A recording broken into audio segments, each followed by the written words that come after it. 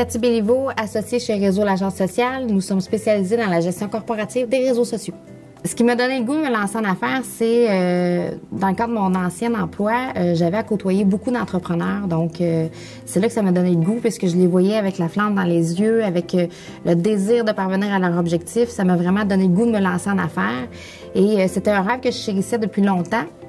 Et quand mes deux associés m'ont approché avec une idée, une bonne idée, j'ai décidé de me lancer. Les principaux freins que j'ai rencontrés en tant qu'entrepreneur, je vous dirais que c'est le fait de démarrer dans un secteur innovant qui est méconnu de la population, qui est méconnu des entreprises, et aussi peut-être de se lancer dans le vide de l'aventure de l'entrepreneuriat qui est aussi un inconnu pour nous, entrepreneurs. Ce seraient les principaux freins qu'on a rencontrés. Oui, il y a des peurs, oui, il y a des appréhensions, mais je pense que le fait de bien s'entourer, d'aller chercher, d'aller parler avec des gens d'expérience, ça fait en sorte que ces peurs-là sont atténuées. Si c'était à refaire, est-ce que je changerais quelque chose? Je ne crois pas. Je pense que j'ai suivi un bon parcours et je pense que peu importe que le parcours que tu vas entreprendre, j'ai l'impression qu'il va y avoir des embûches, qu'il va y avoir des peurs, des appréhensions. Donc non, je pense que je ne changerais rien. On a suivi notre instinct, on a fait ce qui pensait être le mieux, puis je referais la même chose.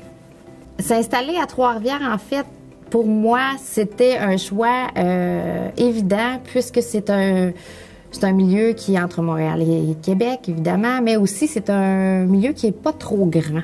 Donc, le réseautage est assez facile à faire. On se crée un réseau de contacts assez facilement. Le mentorat, oui, c'est une bonne chose, mais une fois que tu es lancé, c'est inévitable, ça prend un mentor à tous les entrepreneurs, ça, c'est certain.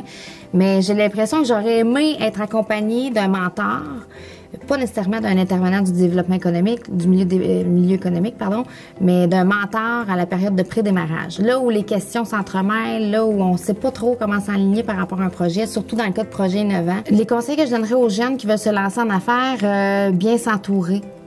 Aller chercher des personnes clés avec qui échanger, aller chercher des personnes clés avec qui on peut aller chercher des conseils, peut-être justifier aussi ses actions.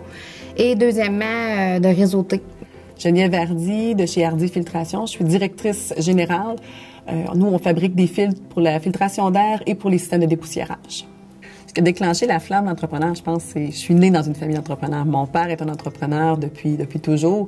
Donc, je pense que cette passion-là d'entreprendre des projets, de faire croître les choses, ça m'est vraiment venu depuis que je suis toute petite. Fait que c'est sûr qu'en ayant eu un beau modèle, un bel exemple comme ça, bien, ça m'a aidé à emboîter ce pas-là, puis vraiment, moi aussi, à mon tour, devenir entrepreneur.